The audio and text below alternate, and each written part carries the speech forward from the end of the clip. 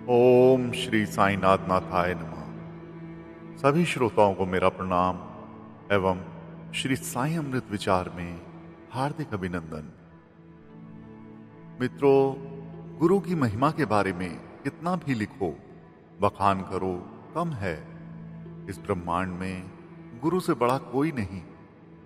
ईश्वर, माता पिता और दोस्तों के गुण एक संग जिस व्यक्ति में मिलते हैं वो गुरु कहलाता है। बाबा ने गुरु के महत्व को अच्छे से प्रस्तुत किया। उन्होंने अपने भक्तों को बताया कि जीवन में गुरु का क्या महत्व है। बाबा ने यह भी बताया कि जितनी एक शिष्य के लिए गुरु की आवश्यकता है, उतनी ही गुरु के लिए एक अच्छे शिष्य की भी है। जब तक एक शिष्य में अपने गुरु के लिए समर्पण ना हो, उसकी शिष्यता अथवा भक्ति फलीभूत नहीं होती। भक्ति यानी प्रभु में प्रीति, यह साईं से लगन लग जाती है और हमें लगातार उनका ध्यान रहता है।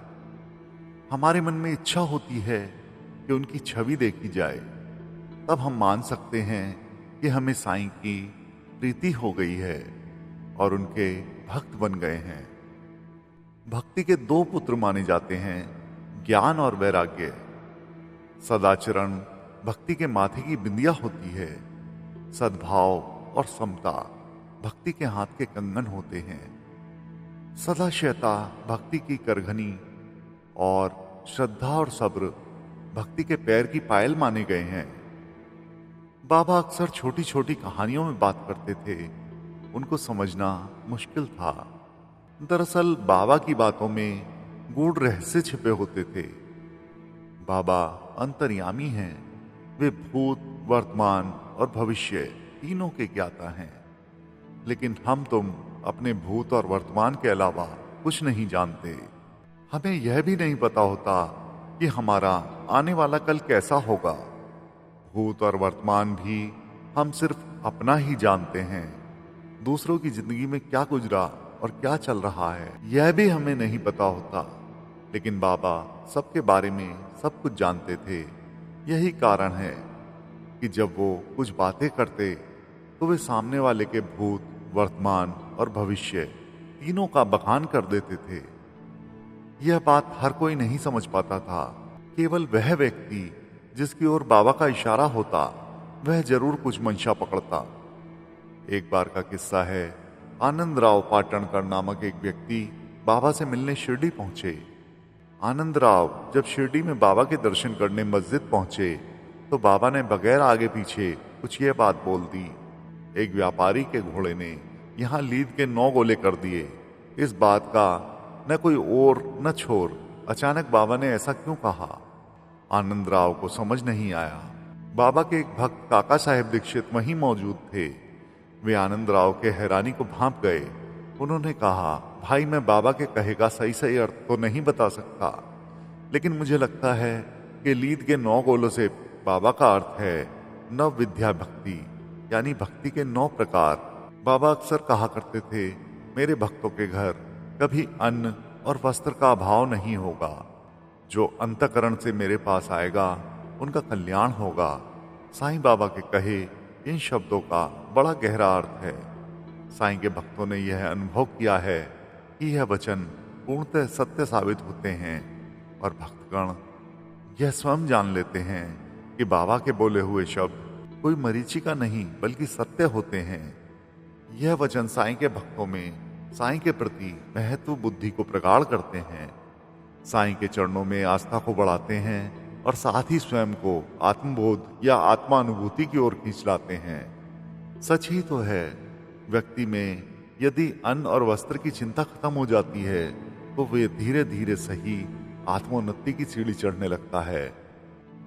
इन पहली और अंतिम सीढ़ी के बीच 3 और सीढ़ियां होती हैं। दूसरी सीढ़ी के रूप में सुरक्षा की आवश्यकता का उल्लेख हुआ है। यह भी साईं में भक्ति पूरी करती है।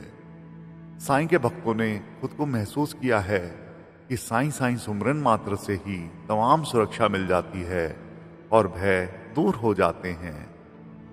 तीसरी सीढ़ी पर एक इंसान को चाहिए होती है समाज में स्वीकार्यता, अपने और अपने परिवार के लिए अपने कार्यों के लिए। यहाँ भी साईं कहाँ पीछे रहते हैं। साईं की कृपा से जब मन में साईं का उदय होना प्रारंभ होता है, तब से हमारे विचारों में जो परिवर्तन आता है वह हमारे कार्यों का स्वरूप बदल देता है। कार्य सत्कार्यों में तब्दील होने लगते हैं, उनकी प्रशंसा होने लगती है और समाज में मान सम्मान मिलने लगता है। इन्हीं कार्यों के चलते परिवार को पहचान भी मिलती है। अगली सीढ़ी पर स्वाभिमान, आत्मविश्वास, सम्मान पाने की ललक और सम्मान देने की इच्छा, पराक्रम इत्यादि आता है। साईं के भक्तों को आत्मसम्मान के लिए कहीं जाने की जरूरत नहीं है। छोटा हो या बड़ा, साईं ने सभी को हरदम हमेशा सम्मान दिया। उनका भाग्य बदलकर या कहें उन्हें अपनाकर बाबा ने उनकी जीवन गति ही बदल दी। बाबा की बताई नव विद्या भक्ति में प्रथम आता है श्रवण भक्ति। भक्ति का यह प्रकार सबसे आसान और सुलभ है। इसमें किसी प्रकार के शारीरिक श्रम की जरूरत नहीं होती। कान के रास्ते शुरू होने वाली भक्ति आत्मनिवेदन के अंतिम पड़ाव पर पूर्णता पाती है। बाबा लोगों से कहा करते थे कि रामायण, भागवत, महाभारत सब पढ़ो।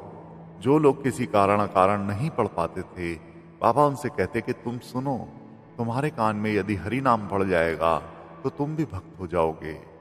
श्रवण सबसे आसान प्रकार की भक्ति है। जोग बाबा की आरती उतारा करते थे। एक बार बाबा ने उनसे कहा, तुम एक नाथी भागवत पढ़ा करो और बाकी लोगों को सुनाया करो। प्रभु का नाम जैसे जैसे आपकी जुबान पर आता जाएगा, आपके पाप कटते जाएंगे। जो लोग आपको सुन रहे होंगे उनका भी उद्धार होगा। इसी तरह बाबा अपने भक्त हाजी अब्दुल बाबा को भी कुरान बोलकर पढ़ने के लिए कहते थे, जिससे अन्य भक्त जो धार्मिक ग्रंथ पढ़ नहीं पाते हों वो भी सुनकर अनुग्रहित हो जाएं।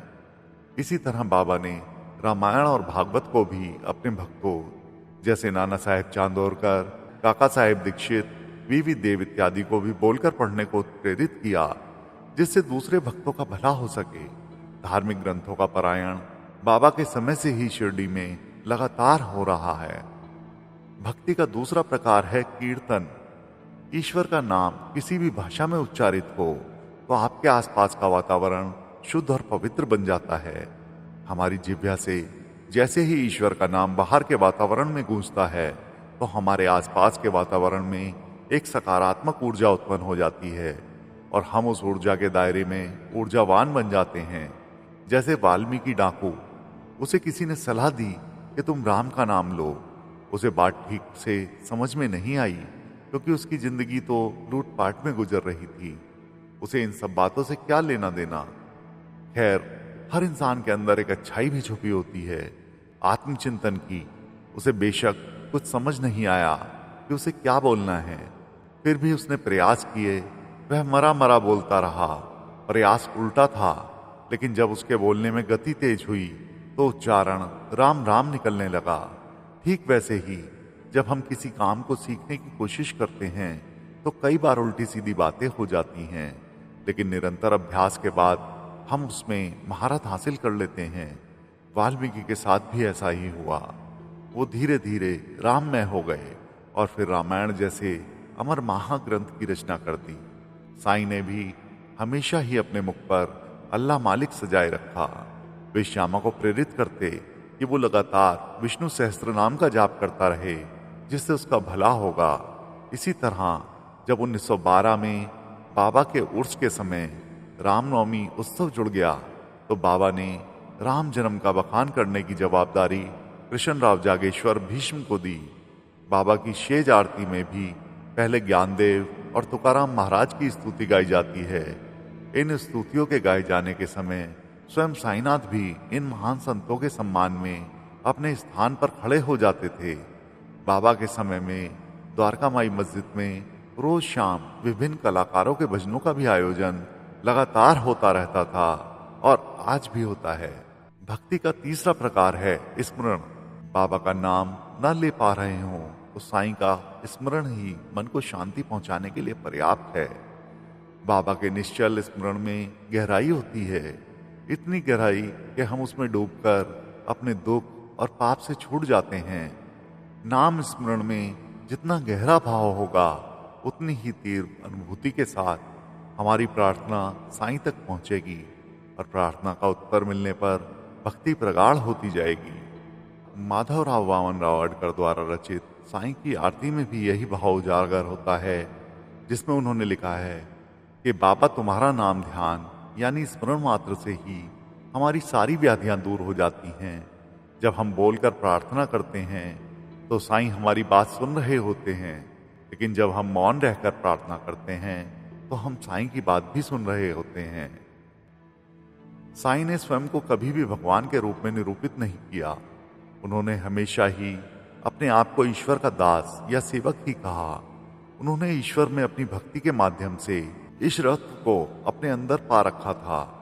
उन्होंने हमेशा ही सबसे कहा कि ईश्वर का नाम सदैव सर्वाधिक शक्तिशाली होता है और जो हमें इस दुनिया की दुख तकलीफ, पाप और संताप से ऊपर उठाकर हमें स्वयं में स्थित कर देता और हमारे मन को व्यथित होने से बचाता है।